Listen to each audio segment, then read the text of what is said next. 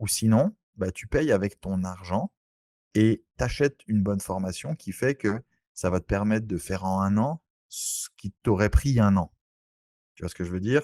De toute façon, tu que tu payes en argent ou que tu payes en temps, tu vas devoir payer et comme on dit en anglais là, pay your dues. Maintenant, la vie est courte. On a des situations moi j'ai 2 jeunes enfants, je mets énormément de priorité à passer du temps avec eux à la maison parce qu'ils ont des âges de 5 et 7 ans qui sont absolument formidables et ce que j'aurais fait avant dans le passé ou après ma journée de travail, après ça de 7 heures à 10 heures le soir, je serais retourné travailler. Maintenant je le fais pas parce que je veux être à la maison et donc je suis prêt à payer en argent alors qu'avant je payais en temps. Maintenant, pour ceux qui écoutent, dépendamment de leur situation personnelle, leur situation financière, moi, je les encourage à aller payer en argent plutôt que de payer en temps. Parce que l'argent, on peut en faire d'autres. Puis une formation que tu payes X montant, quand tu fais ton premier deal immobilier, tu as repayé 3 fois ta formation. C'est juste que tu as gagné énormément de temps. Voilà. Donc, pour ceux qui veulent le faire, investissez en vous. Il y a différents programmes. Nous, ce qui s'est passé avec ma partenaire d'affaires, Terry Shower, elle s'est construit un beau parc immobilier. Elle fait de la gestion. Elle a écrit un livre qui s'appelle The Mindful Landlord, sur la gestion immobilière, comment faire ça de manière sereine. Et en fait, on a des expertises assez différentes.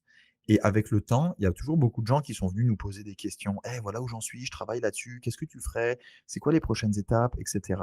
Et en fait, au début, on a commencé un mastermind pour aider ces gens-là et pour partager nos connaissances.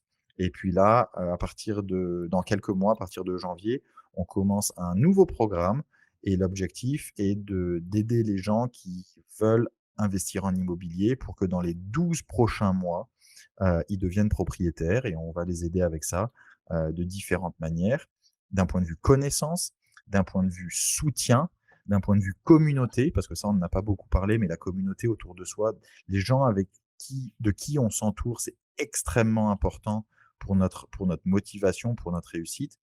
Et aussi, on a un gros volet alors en anglais, c'est accountability. Quand on dit qu'on va faire quelque chose, bah vraiment de le faire. Parce qu'il y a des gens, ils ont besoin d'être poussés, ils ont une partie de la connaissance, ils ont une partie des ressources, mais ils ont juste besoin qu'on les tienne un peu par la main et que toutes les semaines ou 2 semaines, on leur dise: est-ce que tu as fait ce que tu allais dire? Qu'est-ce qui te manque? Est-ce que tu as fait ce que tu as dit que tu allais faire? Si tu l'as pas fait, pourquoi? Parce qu'on a quand même tous un peu j'allais dire un ego et une fierté. Puis quand la première fois on dit bah non, je l'ai pas fait, la deuxième fois on a l'air d'un con, puis la troisième fois, en fait, on se met un coup de pied aux fesses nous-mêmes. Parce que dans tout ça, quelquefois, notre pire ennemi, c'est nous. C'est pas les autres, c'est pas la limite de l'argent, c'est pas la ville, c'est pas le manque de possibilités, d'opportunités sur le marché, c'est nous-mêmes parce qu'on n'est pas capable de continuer à faire ce que ça prend d'arriver à notre objectif. Le nombre de personnes qu'on rencontre et sur ton podcast, parmi tes auditeurs, tu dois en avoir des gens qui disent: «Ah, j'aimerais tellement investir en immobilier, j'aimerais investir en crypto, j'aimerais investir sur le marché boursier et cetera». Ben, fais-le! Qu'est-ce qui te manque? «Hein, mais je sais pas où commencer». Ben, va te former. Qu'est-ce qui te manque? Ben, je sais pas où le faire». OK, mais regarde, il y a un moment, s'il faut que je te mette tout sur un plateau d'argent, reste chez toi, puis ça m'étonne pas qu'au bout de 5 ans, tu encore rien fait. C'est juste, il y a un moment, il faut aussi prendre son courage à 2 mains. Il faut aussi prendre sa vie par les cornes et aller le faire, parce qu'il y a personne qui va le faire pour soi. Voilà, c'est mon dernier coup de gueule. Yes, merci beaucoup pour ce partage, Axel. Et du coup, bah, comment ça se passe? Est-ce que vous avez un lien? Comment est-ce que, pour ceux qui seraient intéressés par ce programme, Mmh. comment est-ce que c'est Equity Builder ou Ouais, alors c'est... on a commencé une entreprise justement pour ça, pour aider les investisseurs à commencer et à scale leur portfolio. Ça s'appelle Equity Builders Club. On va mettre le lien aussi dans les notes. Donc Equity pour de l'équité, Mhm. Builders parce qu'on construit, et puis Club bah, parce qu'on est un groupe un peu fermé et qu'on ne laisse pas rentrer n'importe qui parce qu'on veut travailler avec des gens qui sont sérieux. Notre prochaine cohorte commence en janvier et on a très, très hâte de commencer et on est déjà assez impressionné par le niveau de commitment de certaines personnes, qui rentrent et surtout avec Terry, on est confiant parce qu'en fait, nous, c'est ce qu'on fait pour nous Et donc si on y arrive pour nous, on sait qu'on va pouvoir aider les autres parce qu'on l'a déjà fait dans le passé. Yes. Est-ce qu'il y a une typologie de personnes que vous attend enfin, qui ne doit même pas cliquer sur ce lien? Quelles sont les personnes qui En doivent fait, je ne vais pas pas cliquer dire sur qu'il ce lien? ouais, je vais pas dire qu'il doit pas cliquer. Nous, ce qu'on constate, c'est que les gens qui rentrent, qui arrivent et qui sont vraiment motivés et qui ont le désir, parce que la motivation et le désir, c'est 2 choses différentes.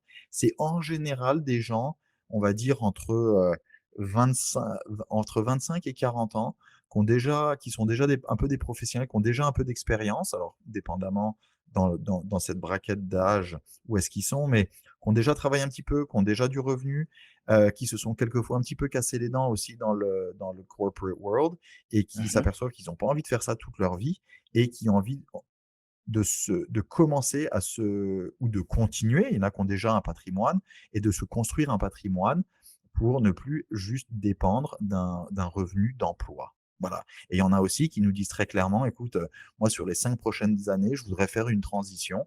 Donc je suis motivé, je veux apprendre, je veux m'entourer de bonnes personnes et avoir le soutien nécessaire autour de moi parce que je veux faire une transition de carrière pour, devenir, investisseur à plein temps dans les années à venir». Donc il y en a qui voudraient juste acheter deux trois propriétés, puis il y en a qui veulent vraiment faire ça à plein temps et on est capable d'aider ces 2 profils.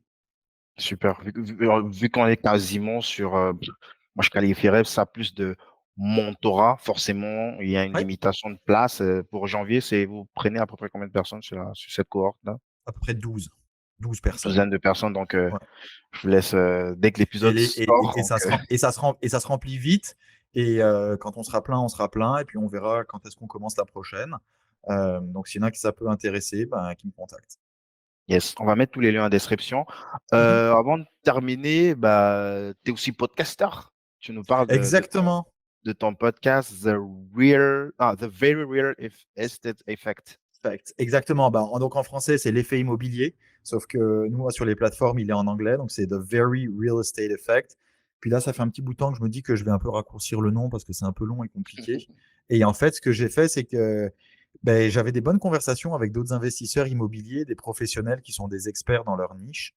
Et c'était pour pouvoir partager ces connaissances et partager ces conversations. Parce que comme je l'ai dit depuis le début, moi, j'ai énormément appris en écoutant des podcasts sur l'immobilier, beaucoup sur les États-Unis, et il n'y avait rien en anglais pour le Canada et au Québec en particulier. Donc j'ai commencé ce podcast, on en est maintenant, je crois, à 213 ou 215 épisodes, et c'est avec grande fierté que semaine après semaine, on aide les autres.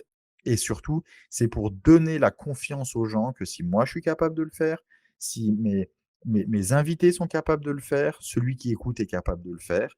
C'est juste qu'il faut qu'il contrôle certains éléments et qu'il passe à l'action. Et super, super, n'hésitez pas, on va mettre les liens en description. Normalement, vous devrez pouvoir, écouter le podcast sur Apple, sur Sur Spotify, Apple, également sur sur YouTube. Spotify, sur YouTube, exactement. On est à peu près sur toutes les plateformes de podcast. Et puis, on prend évidemment aussi les entrevues qu'on met sur YouTube. Super, donc on va mettre tous les liens en description. Axel, j'ai une toute dernière question pour toi, ça concerne, le infinite banking. Je t'ai Oui. entendu dans quelques émissions en parler, Mmh. je voulais un petit peu que tu sais que c'est un sujet qu'on traite beaucoup sur ce podcast. Je voulais un petit peu Mmh. que tu me dises, l'approche que tu as de cette philosophie-là, ce que ça représente pour toi dans ta stratégie d'invest et puis, hem, comment est-ce que ça rentre, en fait, dans tout ce que tu as expliqué pendant, toute cette émission? Écoute, on en avait parlé, c'est un point très intéressant. Alors, moi, sur le côté infinite banking, j'en suis encore au début. Donc, je vais pouvoir partager ce que j'ai fait jusqu'à maintenant et la manière dont je vois ça.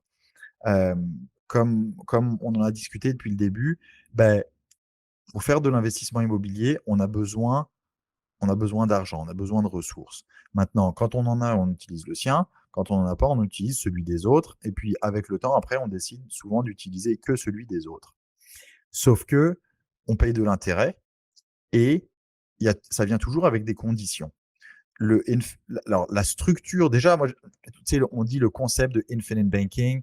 Moi, quelquefois, c'est un terme qui me fait un petit peu sourire, juste parce que c'est ce que ça permet de faire. Mais d'ouvrir une dividend paying life insurance policy, je veux dire, c'est pas hyper sorcier. C'est même assez C'est très facile simple. quand c'est même assez simple. Bah, C'est c'est comme juste la m l'immobilier, tout le monde peut acheter de l'immobilier, c'est très facile. voilà, Acheter c'est pour juste gagner de l'argent, ça c'est un autre sujet. voilà, c'est juste la manière dont on l'utilise, la manière dont on le structure.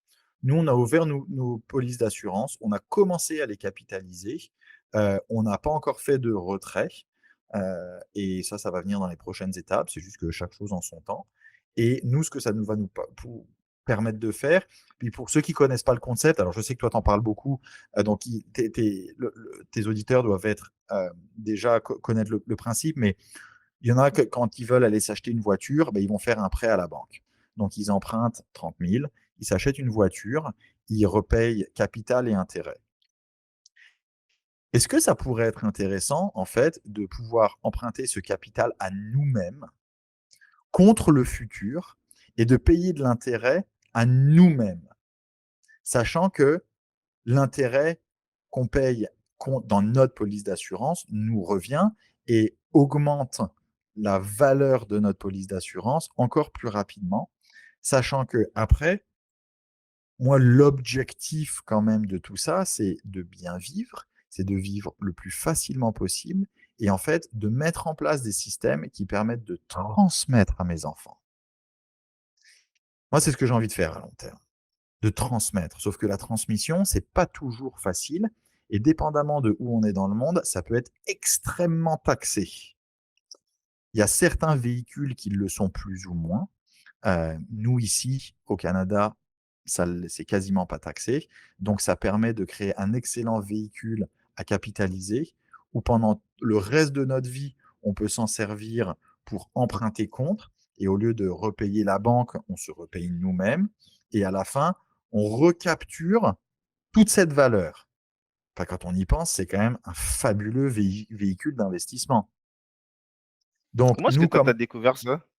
moi, j'ai découvert ça, en fait, ça faisait un bout de temps, puis au début, j'y croyais pas vraiment, en fait. Je me suis dit: «Ah, ça, c'est encore de la crosse, qu'est-ce que c'est?» et cetera et en fait, quand tu t'éduques et que tu lis et tout ça, et puis que tu parles à d'autres gens qui le font, en fait, c'est là où tu t'aperçois et c'est là où je pense que ton podcast a un gros rôle à jouer, c'est que globalement, quel que soit j'allais dire la population dans laquelle on est, avec laquelle on parle, il y a un grand manque d'éducation financière. On s'est fait mentir quand on était à l'école. On s'est fait dire qu'il fallait bien étudier, qu'il fallait aller après à l'université ou qu'il fallait se former et qu'après, il fallait travailler fort, qu'il fallait être employé pour quelqu'un, et puis qu'après ça, à 60 ans ou 65 ans, on prenait sa retraite, puis qu'après ça, il fallait vivre sur une petite retraite, et puis après ça, après ça, on allait mourir et c'était la fin de l'histoire. Et en fait, c'est pas ça la vie. On s'est fait mentir tout ça parce que c'est beaucoup plus nécessaire de former des employés que de former des entrepreneurs et quand je dis «on», c'est qui «on»?